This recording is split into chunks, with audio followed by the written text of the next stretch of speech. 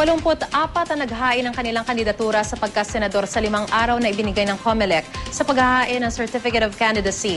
Mas maraming araw ang mga independent candidate kaysa miyembro ng partido.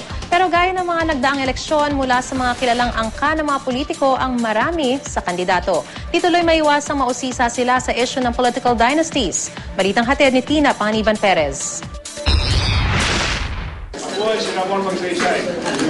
Opisyal nang nagbalik politika si dating Senador Ramon Magsaysay Jr. matapos maghain ng kandidatura sa ilalim ng senatorial ticket ng administrasyon.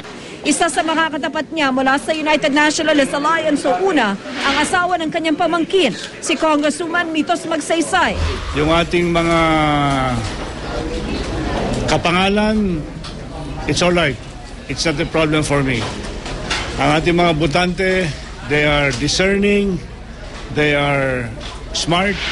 Pero ang pinsan ni Pangulong Aquino na si Benigno Bam-Aquino na naghain na rin ng kandidatura sa pagkasenador, tila di lang bentahe ang apelyido. Aminado siyang malaking tulong daw na kamukha niya ang ama ng Pangulo na si dating Senador Ninoy Aquino. Ipinagmamalaki raw niya ang kanilang angkan sa kabila ng batikos ng ilan sa mga political dynasty. I think when it comes naman to families and politics, kailangan po natin tingnan yung track record. And in our case, I think we have a history of public service, no? Na sa totoo lang po, I would be proud, no? Extremely proud to be part of. Naghawak kamay pa sila ng kaalyansang si Risa Ontiveros ng Akbayan na naghain na rin ng COC. Natanong tuloy si Ontiveros, hindi ba't ang Akbayan ay kontra political dynasty? Ang importante na yung mga pangalan, kahit na dati ay naglalaban noong mga nakaraang panahon, ay nagsama ngayon sa coalition slate dahil pinagkakaisahan namin na suportahan si President Noy. Nausisa rin sa issue ng political dynasty ang kasamahan nila sa administration ticket na si Senador Alan Peter Cayetano, kapatid ni Senadora Pia Cayetano at anak ni yumaong Senadora Nato Cayetano. Kahit magkapatid sila o mag-asawa o kung lahat naman sila maganda vision, lahat sila ay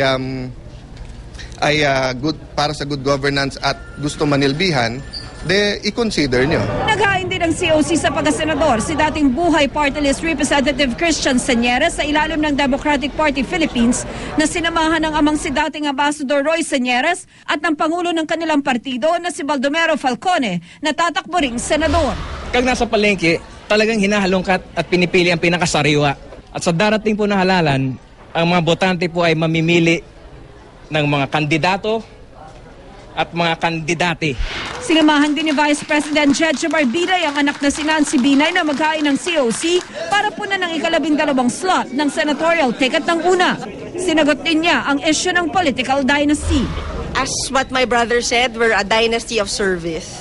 O tingnan ninyo yung anak ko, si Junjun o si Abigail. Importante lamang, kailangan it must be a clean and honest election. Sa 84 na tatakbong senador, mas marami raw ang mga independent kaysa miyembro ng partido. Tina Panganiban Perez, GMA News.